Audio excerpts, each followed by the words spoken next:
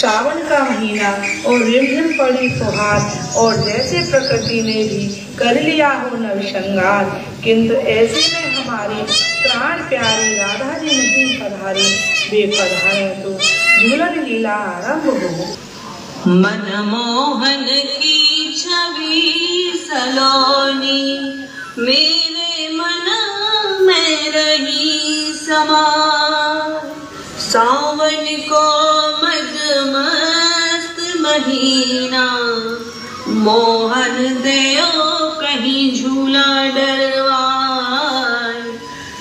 डरवाए हमें देओ झूलाए, झूला डरवाए हमें देओ झूलाए। सावन की है रुत मते वारी, मेरे उरे आनंद समाए, चलो किशोरी ब्रज मंडल में, मोहे ब्रज की याद सताए, मोहे ब्रज की याद सताए। क्या बात है।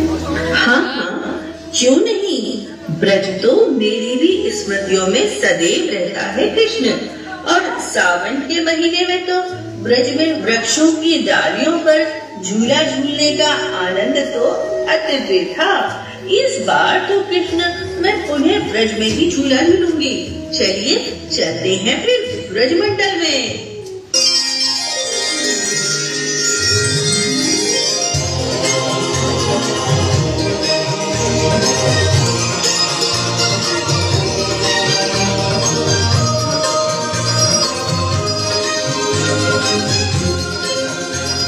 वो देखो दिख रहा है वृंदावन। वृंदावन? ऐसा वृंदावन? नैना, ये तो कोई कंक्रीट का जंगल दिखाई दे रहा है, जहाँ बड़ी बड़ी इमारतें दिखाई दे रही हैं। यहाँ तो न वृक्ष है और न ही वन, फिर भला कैसा वृंदावन? देखो राधे, द्वापर की बात अलग थी, ये तो कलयुग है। अब तुम्हें यहाँ कुंज निकुंज वन उपवन वैसा कुछ भी नहीं दिखेगा। किंतु कृष्ण, ऐसा कैसे हो सकता है? वृंदावन की दिव्यता तो हरियाली से ही थी, वृक्षों से ही थी। वो वृक्ष जो हमारे प्रेम का प्रतीक थे, उन्हीं वृक्षों में ऋषि मुनियों ने, साधु संतों ने हमारे प्रतिबिंब को देखा और सदैव उनकी रक्षा की। किंतु राधेजू, ये कलिकाल है और यहाँ दुनिया में दो ही बड़े, दामोदर और दाम। दामोदर बैठो रहे, दाम करे सब काम। अच्छा, तो इसका अर्थ तो ये हुआ ना कि अब मनुष्य का एक ही ध्येय रह गया है, वो है धनोपार्जन। उसे अब कुछ नहीं चाहिए सिवाय धन के। भक्ति भी केवल धन के लिए? तो ठीक है, जहाँ मेरे प्राणनाथ की उपेक्षा हो वो वृंदावन हमारा नहीं है। ये तो आधुनिक वृंदावन, निष्प्राण वृंदावन है। तो अब आधुनिक वृंदावन के बाद कहाँ चलने की इच्छा है राधे? हाँ, याद आया। तुम्हें याद है कृष्ण, जब तुम मुरली बजाते थे तो मैं दौड़ी चली आती थी, और साथ में हमारी सारी गोपियां भी, और तो और गौ माता भी सम्मोहित सी होकर दौड़ी चली आती थी।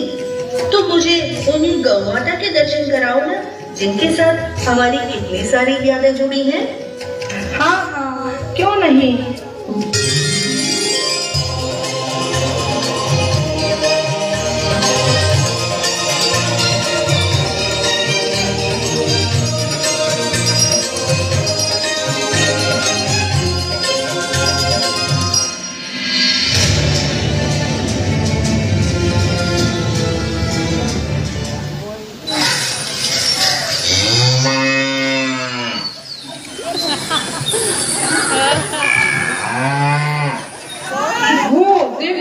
गाय।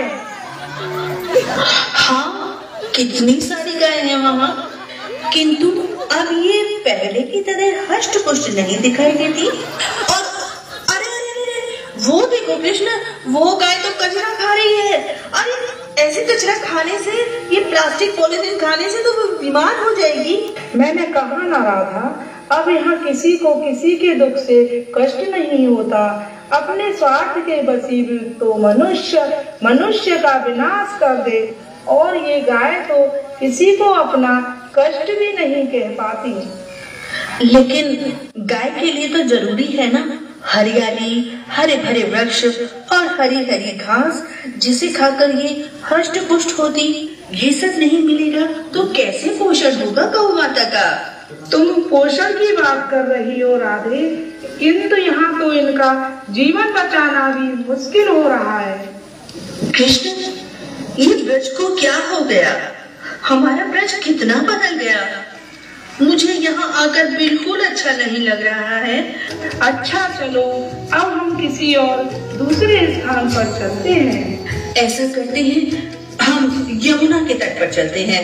यमुना के तट पर आपके साथ की गई लीलाएं तो मैं कभी भूलती ही नहीं।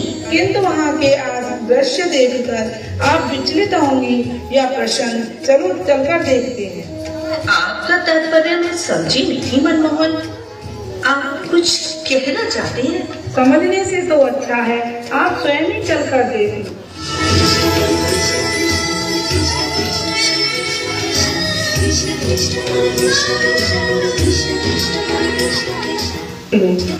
कितनी बदबू आ रही है यहाँ पर तो।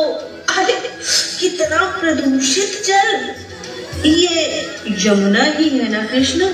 कहीं ऐसा तो नहीं गलती से हम किसी और जगह पर आकर खड़े हो गए हो? नहीं राधे, ये यमुना ही है।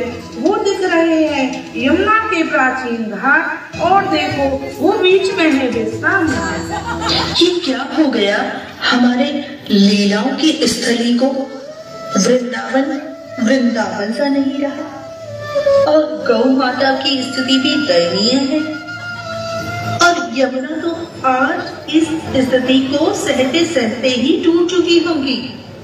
जहाँ सुंदर श्यामल स्वरूप से कल कल निनाद करती यमुना बहती थी, वो आज जीवन की अंतिम सांसें गिर रही है। आप कुछ करते क्यों नहीं? आप कुछ कीजिए ना। आपका मन विचलित नहीं हो रहा इन दृश्यों को देखकर?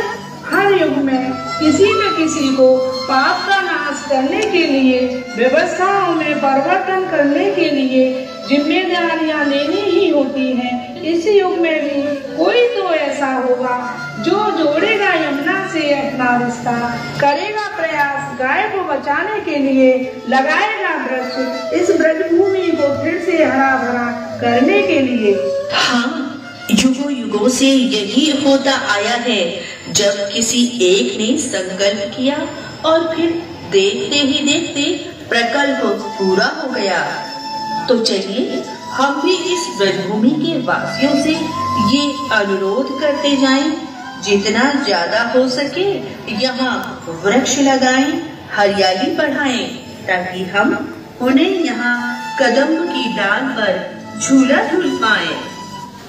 बोलो राधा रानी की जय। तालियों से स्वागत करिए।